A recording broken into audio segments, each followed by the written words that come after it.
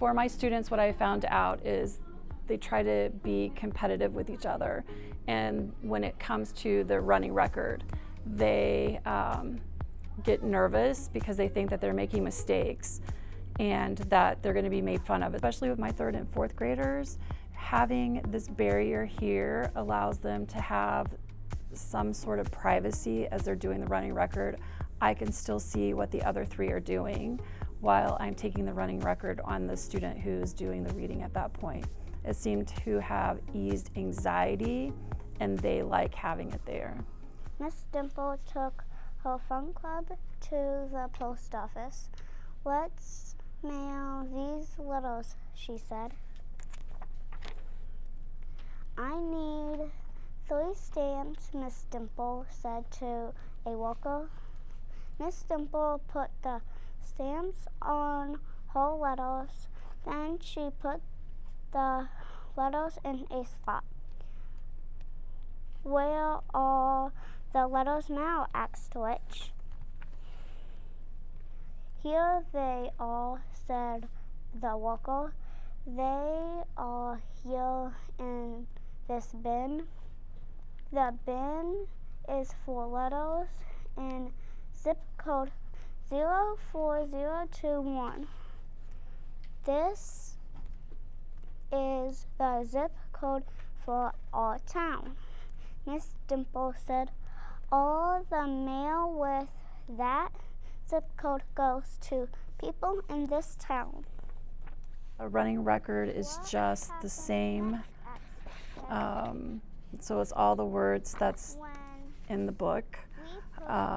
And I'm just recording what they're reading. So if they read the word correctly, it's just a check. If they've missed the word or they've called the wrong word, I write what word they're doing and record all their errors. And then at the end, when they're finished, I ask them the comprehension questions that are in the back of the story. All the letters in the other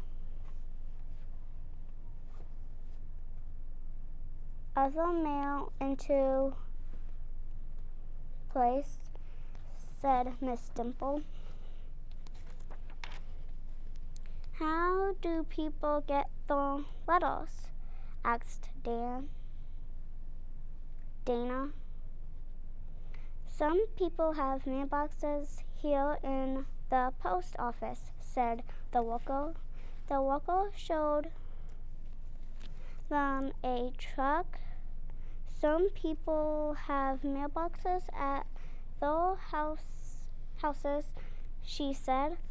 "Mail trucks take the letters to them." What happens next? What happens to the mail when that is not staying in our town?" asked Rich.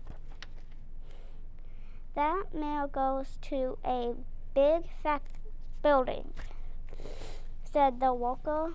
"Machines store the letters, then the letters go to mailboxes all over the world."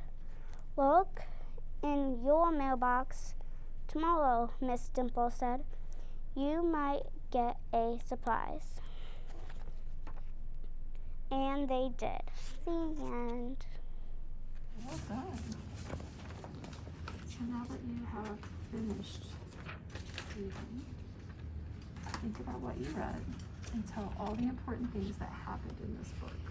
They found out where the mail goes and what happens to it and where it goes if it doesn't stay in the town.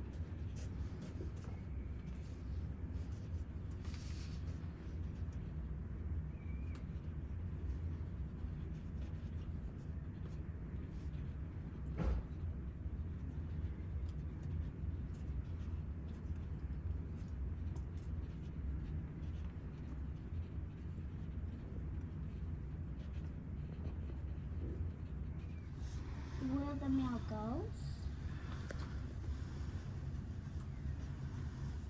and how it gets there.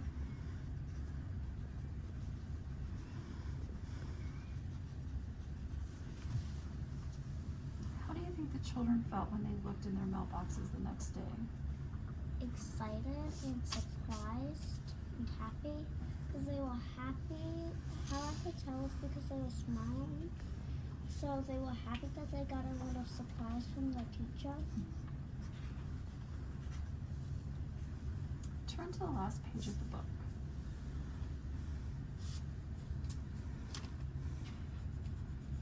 There's also instructions on there. That's what I was going to ask you about. How does this page help you understand the information about the post Because office? it tells you the steps you want to wait. About the mail before you read this book. That it comes from the post office and it gets delivered by a truck. Because I watch the truck come by every morning. Mm-hmm.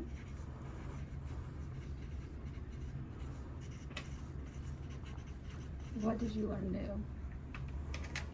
That it has a zip code and it gets shipped from an airplane. I thought it was shipped from a boat. Mm. Once the kids leave, I add up their score and record it on the front. I enter their score on their data sheet, their data tracking sheet. It goes into a binder and every kid has a sleeve with all of the information. I try between every 4 to 6 weeks to push the data out to teachers so they can see how the kids are doing. And then also inputting all of that data in for the LLI and SNAP for Holly.